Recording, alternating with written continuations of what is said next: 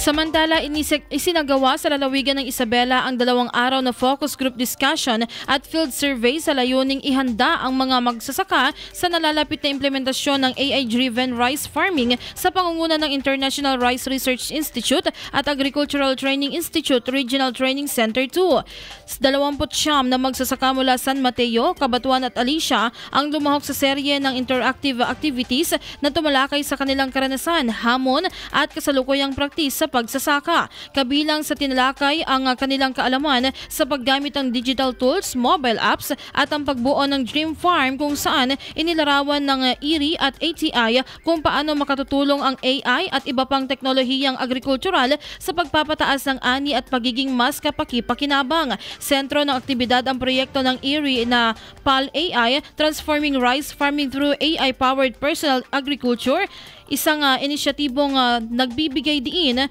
sa paggamit ng artificial intelligence upang mapahusay ang farm advisory services.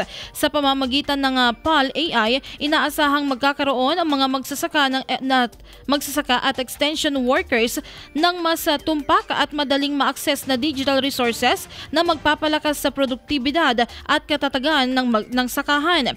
Nagsilbi rin ang FGD bilang espasyo para maiparating ng mga magsasaka ang kanilang pangunahing hinanaing, kabilang ang pabago-bagong presyo ng palay, pagtaas ng farm inputs, hindi tiyak na lagay ng panahon at kakulangan sa akses sa makabagong teknolohiya. Ang mga impormasyong ito ang magsisilbing batayan ng IRRI at ATI sa paghubog ng mas angkop na AI-based solutions para sa sektor ng agrikultura. Ayon sa IRRI at ATI, patuloy nilang palalawakin ang konsultasyon at pakikipag-ugnayan sa mga magsasaka upang matiyak na ang mga programang pag-agrikultura ay tunay na tumutugon sa mga pangangailangan ng mga nasa sektor ng pagsasaka patungo sa mas makabago, matatag at makinaryang kinabukasan para sa produksyon ng bigas sa bansa.